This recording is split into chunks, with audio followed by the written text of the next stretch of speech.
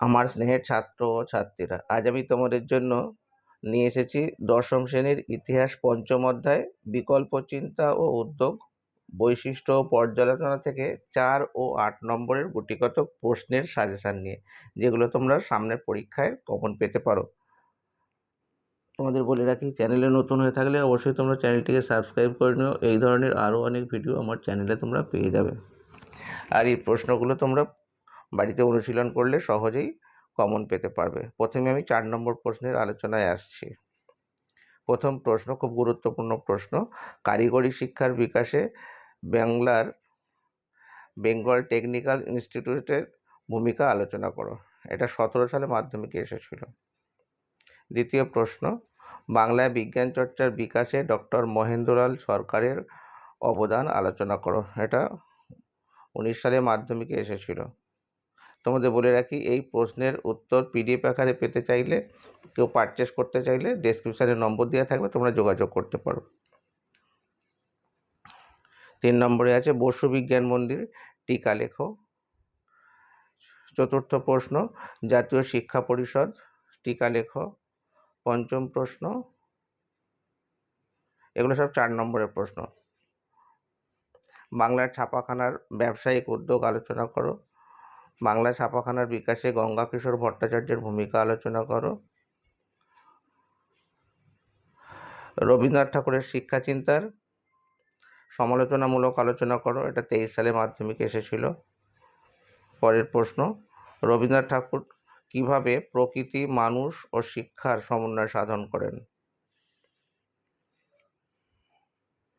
পরের প্রশ্ন, এগুলো তোমরা খাতায় লেখো, লিখে বাড়িতে অনুশীলন করো। আশা করি তোমরা পরীক্ষায় কমন পাবে। এখান থেকে তোমরা মাধ্যমিকেও কমন পাবে, অবশ্যই কমন পাবে। বিশ্বভারতী বিশ্ববিদ্যালয় প্রতিষ্ঠার ক্ষেত্রে রবীন্দ্রনাথ ঠাকুরের শিক্ষা চিন্তার পরিচয় দাও। এটা নমুনা প্রশ্ন ছিল।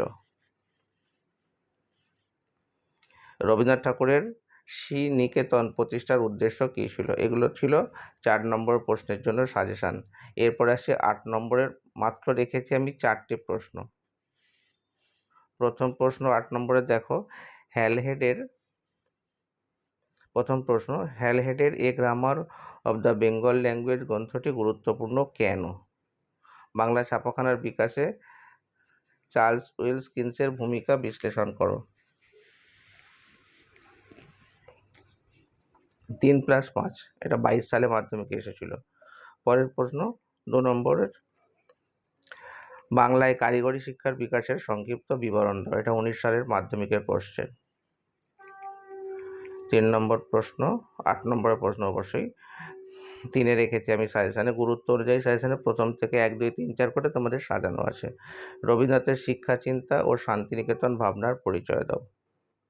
আর একটা কথা বলে রাখি, অনলাইনে এবং অফলাইনে পড়ার ব্যবস্থা আছে। তোমরা মনে করলে, দূরের ছাত্রছাত্রীদের জন্য বলছি, তোমরা অনলাইনে যোগাযোগ করতে পারো। ডেসক্রিপশানে নম্বর দেওয়া থাকবে, সেখান থেকে তোমরা যোগাযোগ করতে পারো। মানুষ, প্রকৃতি ও শিক্ষার সমন্বয় কিভাবে? রবীন্দ্রনাথ ঠাকুরের শিক্ষা চিন্তার পরিচয় দাও। মানুষ, প্রকৃতি ও শিক্ষার সমন্বয় বিষয়ে রবীন্দ্রনাথ ঠাকুরের শিক্ষা চিন্তার সংক্ষিপ্ত পরিচয় দাও। ভিডিওটা শেষ পর্যন্ত দেখার জন্য অসংখ্য ধন্যবাদ। ভালো লাগলে অবশ্যই বন্ধুদের মাঝে শেয়ার করে দিও।